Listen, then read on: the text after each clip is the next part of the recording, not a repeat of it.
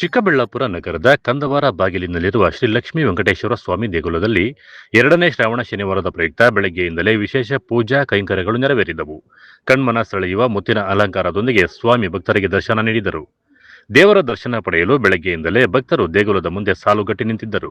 ಭಕ್ತರ ಹಣೆಯಲ್ಲಿ ಗೋವಿಂದ ನಾಮ ರಾರಾಜಿಸುತ್ತಿದ್ದರೆ ದೇಗುಲದ ಆವರಣದಲ್ಲಿ ಗೋವಿಂದ ನಾಮ ಸ್ಮರಣೆ ಮೊಳಗಿತು. ದೂರದ ಪ್ರದೇಶಗಳಿಂದ ಆಗಮಿಸಿದ್ದ ಸಾವಿರಾರು ಮಂದಿ ಭಕ್ತರು ಶ್ರೀ ಲಕ್ಷ್ಮೀ ವೆಂಕಟೇಶ್ವರ ಸ್ವಾಮಿಯ ದರ್ಶನ ಪಡೆದು ಪುನೀತರಾದರು.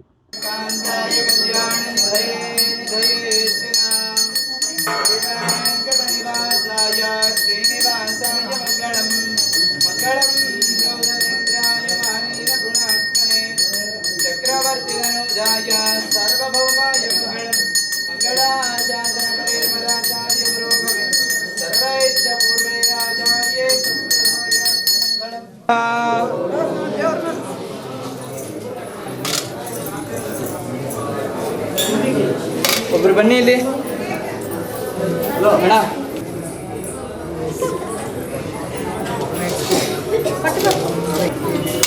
ಗಾಡಿ ಮಾಡ್ಕೊಡಿ ಸ್ವಲ್ಪ. ಹಿಂದಿರೋರ್ಗೆ ಮುಂದೆ ಬನ್ನಿ. ಹಿಂದಿರೋರ್ಗೆ ಗಾಡಿ ಮಾಡಿಕೊಡಿ ಸ್ವಲ್ಪ. ಸಾಕಂತ ಎಬ್ರು ಅಡುಗೆ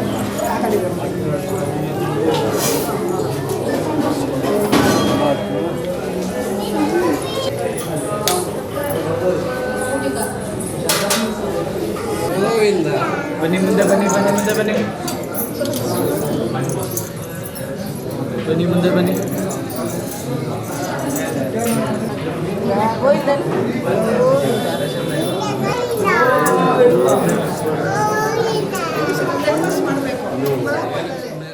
ಓಂ ಶ್ರೀ ಗುರುಭ್ಯೋ ನಮಃ. ಹರಿ ಓಂ. ಶ್ರೀಯಕಾಂತಾಯ ಕಲ್ಯಾಣ ನಿಧಯೇ ನಿಧಯೇರ್ತಿನ ಶ್ರೀವೆಂಕಟ ನಿವಾಸಾಯ ಶ್ರೀನಿವಾಸಾಯ ಮಂಗಳಂ.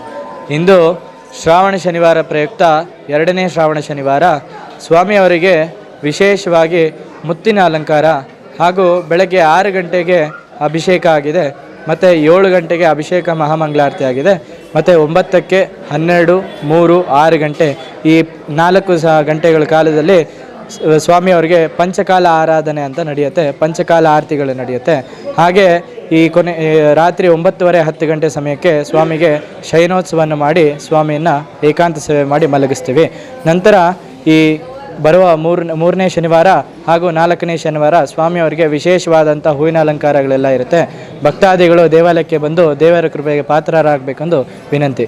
ಇಂತಿ ಲಕ್ಷ್ಮೀ ವೆಂಕಟೇಶ್ವರ ಸ್ವಾಮಿ ಸೇವಾಭಿವೃದ್ಧಿ ಸಂಘ, ದೇವಾಲಯ, ಕಂದವಾರ ಬಾಗಿಲು, ಚಿಕ್ಕಬಳ್ಳಾಪುರ. ದೇಗುಲಕ್ಕೆ ಆಗಮಿಸಿದ್ದಂತಹ ಭಕ್ತರಿಗೆ ಆಡಳಿತ ಮಂಡಳಿ ವತಿಯಿಂದ ಪ್ರಸಾದ ವಿನಿಯೋಗ ಮಾಡಲಾಯಿತು. ಇನ್ನು ಪದ್ಮಾವತಿ ದೇವಿಗೂ ಸಹ ವಿಶೇಷ ಮುತ್ತಿನ ಅಲಂಕಾರ ಮಾಡಲಾಗಿದ್ದು, ದೇವಿಯ ದರ್ಶನಕ್ಕೆ ಭಕ್ತರು ಹೆಚ್ಚಿನ ಸಂಖ್ಯೆಯಲ್ಲಿ ಆಗಮಿಸಿದ್ದರು. ಒಟ್ಟಾರೆ 2ನೇ ಶ್ರಾವಣ ಶನಿವಾರದ ಹಿನ್ನೆಲೆ ಶ್ರೀ ಲಕ್ಷ್ಮೀ ವೆಂಕಟೇಶ್ವರ ಸ್ವಾಮಿ ದೇಗುಲಗಳಲ್ಲಿ ಭಕ್ತಿ ಭಾವದ ವಾತಾವರಣ ನಿರ್ಮಾಣವಾಗಿತ್ತು. Lakshminarayan, MM TV news bureau, Chikkaballapur.